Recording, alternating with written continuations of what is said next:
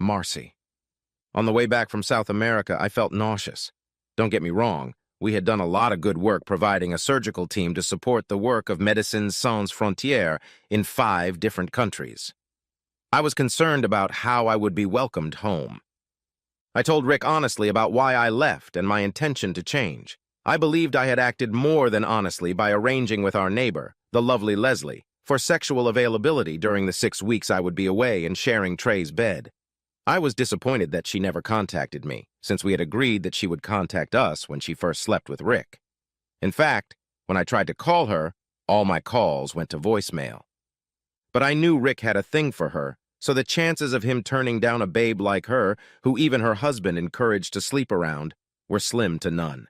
Besides, he had no incentive to sniff around that smug slut Deirdre, whom I was sure he'd had for years. Still, he was a proud man, and understandably pissed off when he finally tracked me down in Trey's bedroom on the 3rd day of our absence. If Leslie had given him my damn note the day I left, he wouldn't have called Penny to find out where I was. I prayed he wouldn't tell Josh that Graham was in her room when he talked to her. She plans to start a family next year. Trey's attitude didn't help either. He knew Rick was serving, but why did he have to act so arrogant toward the man who piloted a freaking Apache gunship helicopter in combat? That's a hell of a way to pounce on a damn bear. Anyway, I asked Rick not to make a scene at the airport and hoped he would be reasonable. If he waited for me at the Ambassador Hotel like I suggested, he could serve me and leave, or we could show each other the results of our STD tests and reunite in the room I'd booked all those weeks ago, and then we could enjoy the rest of our lives together. As nauseous as I felt on the plane, it was nothing compared to the churning in my stomach as I walked out of baggage claim and into the arrivals hall. I looked around. Thank God, Rick wasn't there. I said goodbye to my friends and co-workers and caught a cab to the hotel. Otherwise, I would have gone with Penny.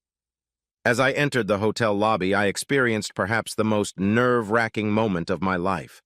Would Rick be there? Would he hand me divorce papers instead? None of that was really happening. Did that mean he took the other option I offered him and just left without saying a word? I hoped he loved me more than that. To make sure, I walked up to the counter and gave my name to the girl at the front desk. "Are there any messages for me?" I asked, hoping rather than expecting. She smiled at me. "No, your husband picked up the keys a couple hours ago and went straight upstairs. Would you like me to call your room?" I brightened. "No, I'll join him. I feel like I've been traveling for days."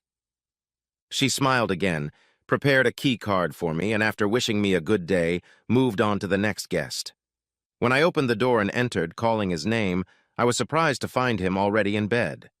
I knew I'd asked him to abstain from sex for the last week while we waited for the STD tests that would confirm we were clean after our time out, but that seemed a little too pushy, especially since he hadn't had any problems with Leslie in over a month.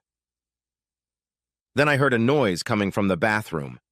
"You're not alone!" I exclaimed resentfully. "This was supposed to be our time, a chance to reconnect and put everything behind us. Why is she, I meant Leslie, of course, in our room?" "Hello to you too, Marcy." There was sarcasm in his voice. Things were not going according to plan. "Well," he continued when I didn't say anything back, "funny story. 6 weeks ago, your sexual adventure, at least for you, seemed well packaged and ready to begin. But from my point of view, by the time Leslie decided to pass me your note, I had only just found out that my wife was a cheating whore and got the full measure of both you and that fat wife-kidnapping bastard I already warned you about." He held up a hand to stop my reply. He frowned. "For your information, there are 3 groups of people you should never joke with: family, friends, and enemies." He looked at me to make sure I understood him. "The first 2 are obvious. They involve betrayal on both sides. That has to hurt. The latter is probably, by some standards, even worse. This fucking asshole who spent the last 6 weeks thinking he's the fucking alpha because everyone around him treats him like his shit doesn't stink. But I think he's a puffed-up little narcissist, and he knows it. You made yourself the trophy in our swiping contest, and he won by getting him into bed, not me. My wife had to choose between him and me, and she chose him. That really hurt." "No," I protested. I just wanted to rest, and he was there for me and ready. I agree, he's an asshole, and I was just using him as an imitator. He's a nobody to me. But Leslie... I nodded toward the bathroom door, then turned to Rick again. We had an understanding. It was 5 weeks, and then we both abstained. For a moment, he looked confused. Then his face cleared. Oh, no. Leslie waited for me to approach her those 3 days before pouncing on me because you lied to her. He looked at me accusingly. You told her we talked about her and that I was on board. When I showed her the note she brought when I still hadn't made a move on her, she got upset. She called Vincent, and he realized why I seemed so nonchalant when we passed each other on the street. It was because I didn't understand anything. They were both so infuriated by the way you used lies to implicate them in your scheme, especially when you admitted it could lead to our divorce, that he withdrew his consent. They had no interest in ruining our marriage. It would have been humiliating to Leslie if they had been dragged into our divorce. I've hardly spoken to them since then. Now I was confused. Then she spoke. Hello, Marcy. You're here sooner than we expected. No. I couldn't hear her voice behind me. Please, God, not her. Anyone but her. Rick looked past me and smiled. All set? All right, sweetheart. I'll see you later. Around 6? I turned and saw her. Deirdre, stunning in a short black dress, bare skin still glistening after a shower, and undoubtedly sex. I stood in agonizing silence as she gathered her things, kissed my husband, and left. Finally, I found my voice. Why Rick? Why her? I gasped in horror. We had unfinished business, he explained calmly. You convinced yourself that she and I were lovers, and this 6-week affair of yours was your revenge. He moved in his bed. I'll admit, in one instance, we went way overboard. He looked thoughtful. But I was warned that you seemed to be having an affair as well, so in order not to bring our marriage to an end, I made sure to bury my feelings and not go overboard again. He looked me straight in the eye. I never slept with Deirdre, and we never slept together. And when you gave yourself a 6-week pass for me to do just that, I thought, damn, if I'm paying penance, I might as well commit a sin. My heart dropped. I knew to my core that he was telling the truth. But here and now, I protested. Even if you're telling the truth, it has to be over. He looked at me perplexed. Why? You'd already been sleeping with Trey in Bogota for 3 days, refusing my calls before I guessed your plans. He shook his head. You told me we were both single and then insulted me by trying to put me in a situation you can control while you sleep with a guy I hate. He looked at me so coldly. And you also insulted me by expecting me to agree to a 6-week pass when you admitted that you had already let Trey know ahead of time what to expect while you were gone. As far as I'm concerned, your betrayal began the minute you decided to use Leslie as an acceptable surrogate bitch. And those were her parting words, not mine. My world was crumbling. I had just pushed it to the point where I was now paying for it. I tried to regain control of myself. But the last week, Rick, we had to abstain, to prove we were clean. He laughed. I told you I started at least 3 days after you did, even considering you admit you started your sordid affair before you left. It took another week to contact Deirdre and convince her to join me, and then to wait for the results of our first tests. Deirdre and I are only partway through week 4, so even by your twisted logic, you're still married, and I'm free for over 2 more weeks.